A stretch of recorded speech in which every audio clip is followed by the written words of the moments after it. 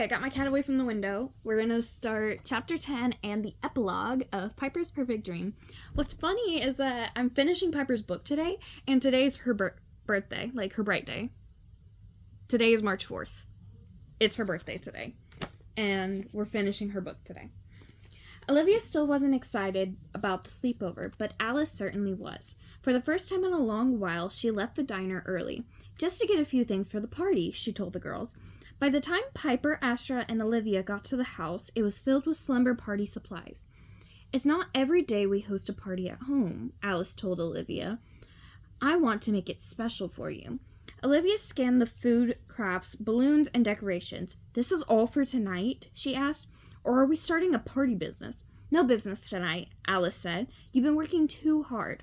At the diner and at school, and you just did so well in that history test. I'm proud of you. Honey. Consider this a reward. Olivia flushed. I'm going to change, she said, hurrying out of the room. Alice frowned. I just want to make this a fun night, she said. I want Olivia to have a good time, she sighed, looking down at a stack of plain white pillowcases ready to be decorated with fabric markers. And I might have gone a little overboard. Piper glanced around the room. She was glad to see that Alice remembered the dream journals, too. Piper and I can get it all set up, Astra offered. Thanks, said Alice. This will give me time to make dinner and dessert.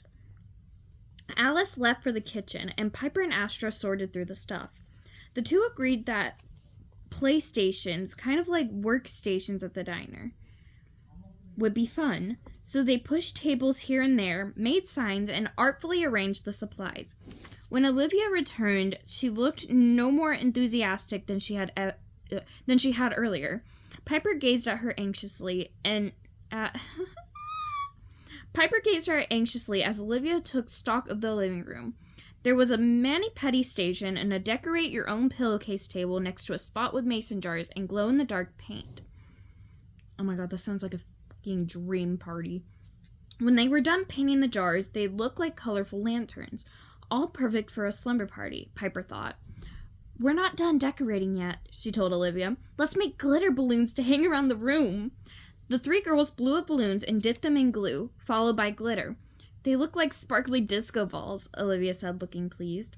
Standing on chairs, the girls hung them upside down from the ceiling. Inspired, Olivia ran to the attic and returned with twinkle lights. Working together, the girls strung them from room to room.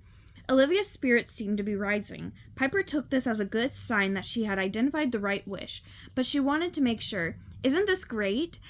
That you get to spend so much time with friends? Like a wish come true.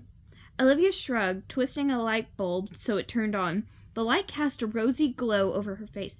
Yeah, it's okay. They're coming over. It will be nice. But a wish come true? I wouldn't go that far.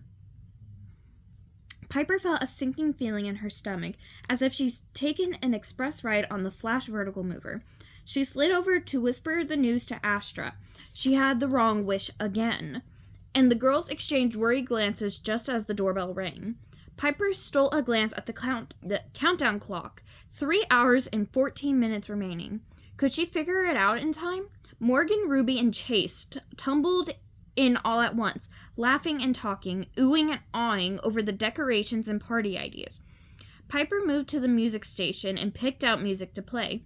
With Astra's help, she figured out how to work the device. Soon, a soothing instrumental piece filled the room. Piper snuck away to a mirror in front of the hall and chanted her mirror mantra one more time. You can do it, Piper, she said to her reflection, and somehow it boosted her mood. Smiling, she rejoined the group. The evening was filled with activities. They had breakfast for dinner, with the girls throwing their own veggies and fillings into an omelet pan while Alice flipped the eggs. They played Truth or Dare, a game in which they had to answer an embarrassing question or take on a dare. Piper laughed when Astra wound up standing outside with a sign reading, "Honk if you think I'm cute." She stopped laughing when she saw Astra tape the sign to the back of the shirt Morgan was planning on wearing the next day. Chances were Morgan would see it before she wore it outside, but to be on the safe side, Piper tore it off. Oh my god, who made the sign and who told Astra she had to go Hold on. Actually, this is what Astra looks like when she's in her wish world form right here. This middle one right here. Anyway, damn! Then Morgan suggested they gave each other mani-pedis. She actually looked to Piper for confirmation, and Piper nodded, pleased. Piper picked up a bottle of nail polish. It was a deeper green than the seafoam color she was wearing, and she thought she'd give it a try. She glanced around for a nail polish remover machine, then realized the other girls were removing their old polish with liquid from a bottle. She, too, soaked a ball of fluff in the harsh liquid and rubbed her nails. Astra joined her. It's cold, she said. Wrong voice. It's cold, said Piper. It's not coming off, Astra said. It's really sticking, Piper agreed. We'll just have to scrub harder. The girls rubbed furiously. Finally, the color lightened a bit. Keep at it, Piper urged. By the time the polish had come off completely, Piper's wrist ached from the effort, but it was worth it once she had the new polish on. The new green color looked lovely. She felt a bit lighter, too. Why is this bent?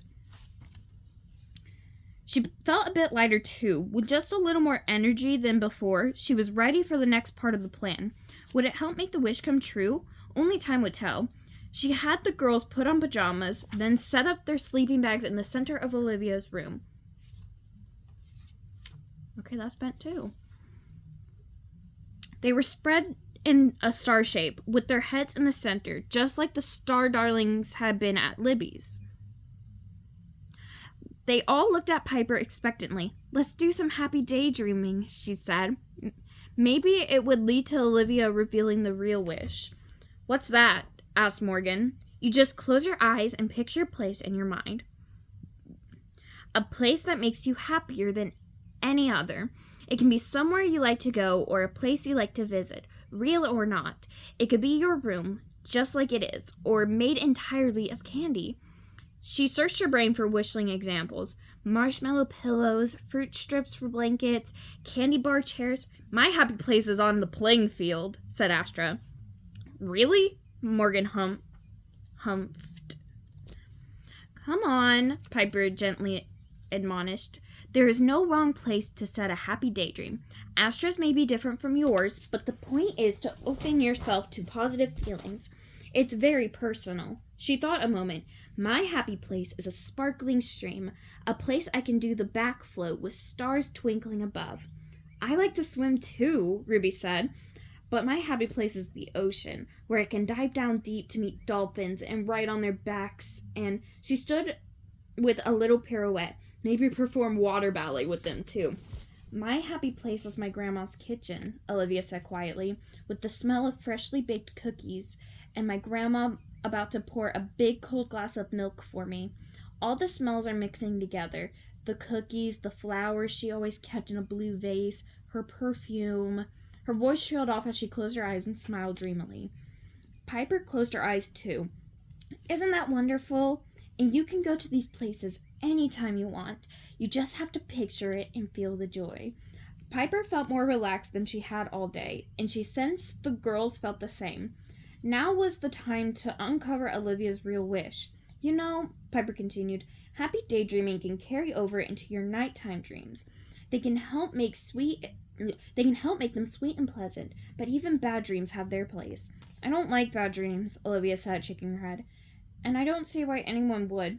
Well, bad dreams have meaning, and they're not necessarily literal. If you're dreaming you're stuck in a lion's cage, of course, you aren't really there, but you can discover something from the dream, like maybe you're afraid of your neighbor's pet.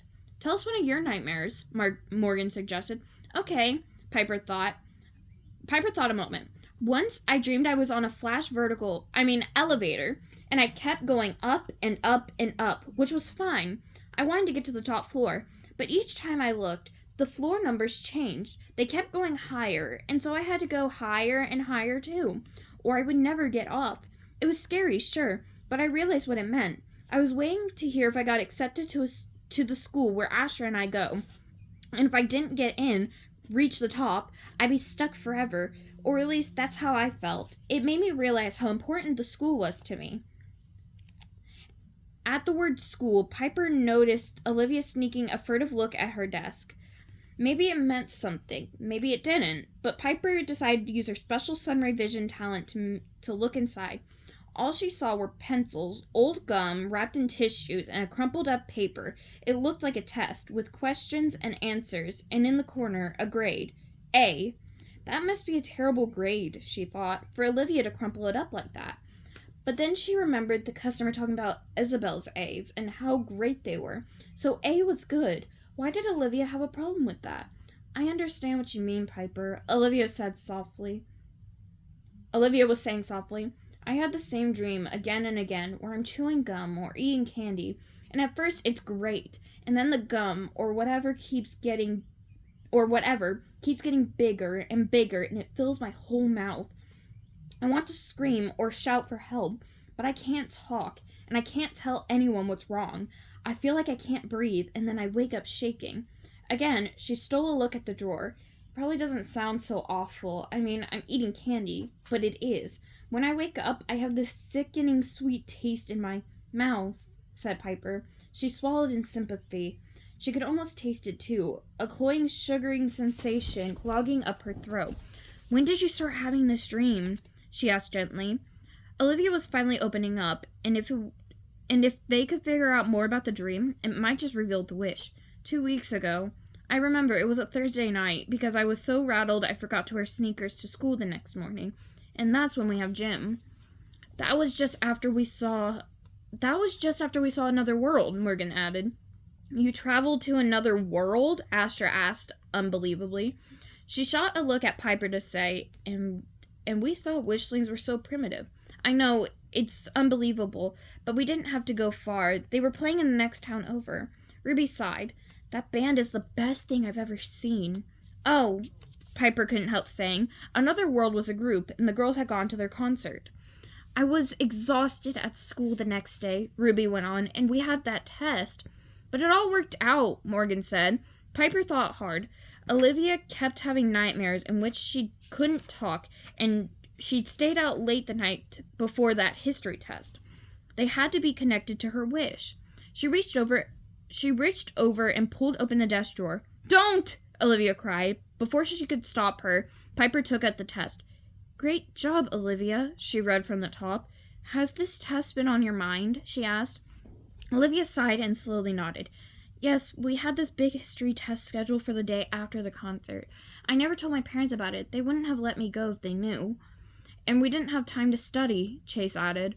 The four girls looked at each other in silence. They seemed miserable. Finally, Morgan nodded. We didn't know what to do. Olivia started. We knew we failed the test, and we were scared, so we wrote up cheat sheets the day before, she said slowly, and we all got A's. Olivia looked down. I hate to disappoint my parents about grades. They expect me to do as well as Isabel. Still, I wish I hadn't cheated. It feels awful, said Piper, nodding. The wish. Her heartbeat quickened, but she couldn't grant that wish. She couldn't go back in time. But that dream where Olivia couldn't speak, I bet you feel better if you told your mother the truth, she told Ophelia. Ophelia, son of a bitch, that's where that's coming from. She said to Olivia.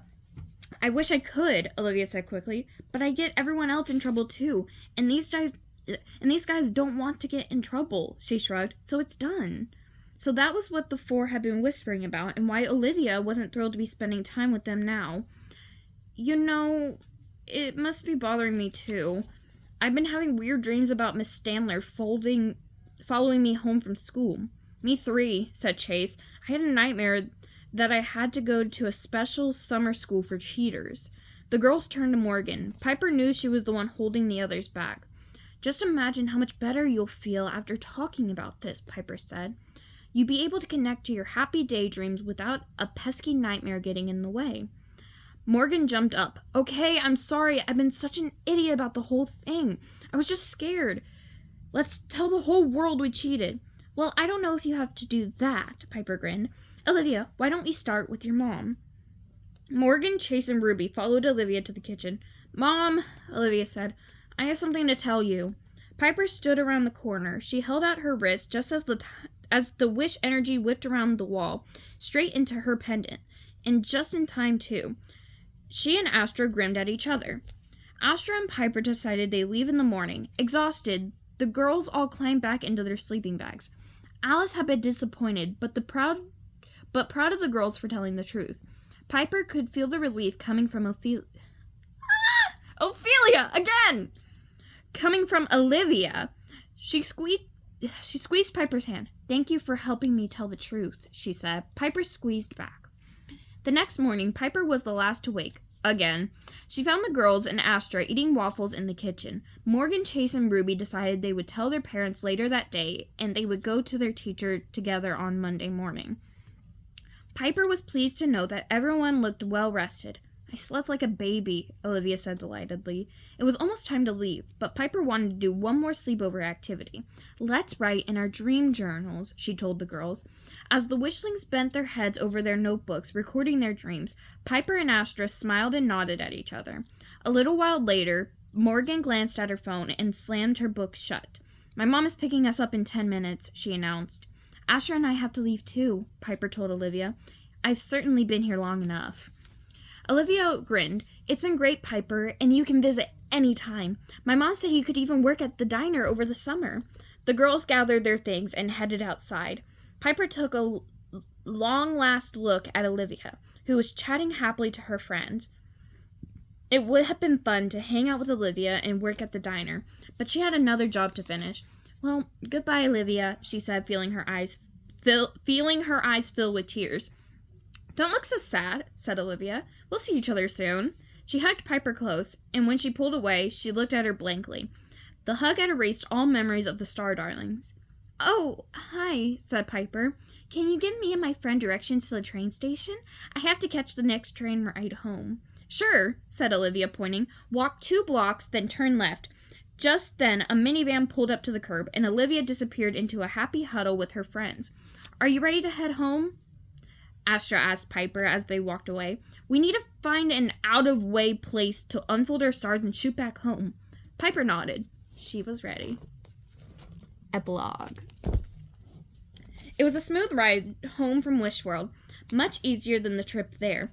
Piper somehow landed on the shore of Luminous Lake, where she took a few moments to close her eyes, relieve her journey, and put herself back in Starland mindset. Just as Piper opened her eyes, her star sat flashed. "I landed right behind the dorms," Astra holotexted, "so everyone knows about your mission already. Come to Lady Stella's office right now for a meeting." Even though she'd hurried about the diner, Piper still didn't like to rush, but she did put a little energy into moving quickly. She had successfully completed her mission after all, and the ceremony was special. She couldn't wait to see if her wish blossom had a gemstone inside. Everyone was already at the office when Piper got there. When she walked in, the Star Darling stood and clapped.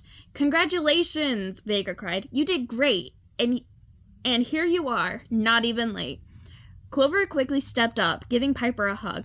Then she went from starling to starling, hugging each one, including Scarlet, who couldn't pull away fast enough. Still, Scarlet smiled, skipping over to Piper to offer her own congratulations.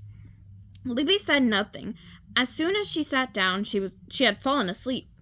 Lady Stella entered the room. "Welcome back, Piper," she said. You did a star-tastic job." Piper smiled broadly and shimmered with pride. "Now you should all take a seat," the headmistress continued. Gemma lifted a chair. Where should I take it?" Piper suddenly felt very tired. There was a weird tension in the air that left her feeling uneasy. She looked over at Astra, who had a puzzled expression on her face. Then Lady Stella stepped forward. Piper's wish blossom cussed in her hands. As Piper reached to accept it, it began to glow brighter and brighter. Piper gasped as it started to transform. "Why, it's a sleepy bell!" Piper whispered, delighted. She loved the way its hanging petals swung in a soothing motion, back and forth like a pendulum. Its soothing glow warmed her right to her toes. Then, one by one, its drooping petals rose and unfurled, and there was her power crystal. "Dreamalite," Lady Stella declared. Gingerly, Piper picked up the stone, sparkling green with hidden depths. Holding it felt right. It touched Piper's very essence. This was a stone she would never, ever lose. Lady Stella nodded seriously, then continued. I know it's been an unsettling few days here, Sage giggled. So it's extra nice to have Piper and Astra back safely from a mission well done. Once again, the Star Darlings applauded. As Sage tried to pull Libby to her feet and everyone started to leave, Astra edged closer to Piper. Is it me, she asked, or something different? It's not you, Piper said. I think so too. Maybe it just took us going away to see it. Something was not quite right, but what in the stars was it? Astra's mixed up mission. Okay, so that's the end of Piper's book. Yeah. So I think later, once I finally get out of my PJs, I'll start on Astra's book. I'll see you guys later.